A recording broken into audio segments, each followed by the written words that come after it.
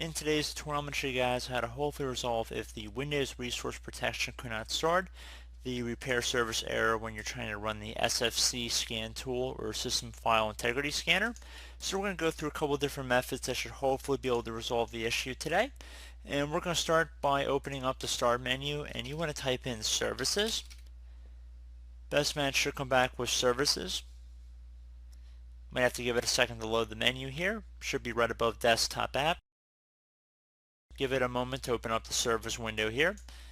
Now we want to go down until we get to the Windows Modules installer. So you could sort it alphabetically in descending order, whichever you prefer. As you can tell, there's a lot of Windows services here, but again, Windows Module Installer. So I'm going to double click on that. You want to make sure startup type is set to automatic here. If it's currently disabled, you want to set it to automatic and start the service. Then click on apply and OK to save the change. Now if that does not resolve the issue, I would recommend restarting your computer and see if that has then resolved the issue, so then go ahead and run the system file integrity tool. Now if that did not fix it after restarting your computer, if we open up the start menu again, type in CMD, open up a command prompt here. I'm going to right click on that and then left click on Run as Administrator.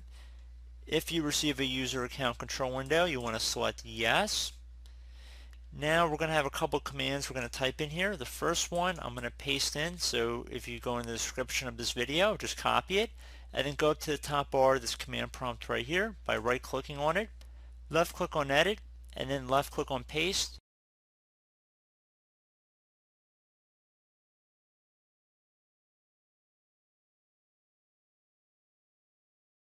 And then you just hit enter. So give it a second to run here. Should say service success, or it should say change service config success. And once you've done that, I recommend pasting in the second command here. So just do paste, and it should say the service is starting and the service was started successfully. Go ahead now and try and run the SFC/scan now utility, and hopefully it should work without issue. So I do hope this brief tutorial was able to help you guys out. And as always, thank you for watching, and I do look forward to catching you all in the next tutorial. Goodbye.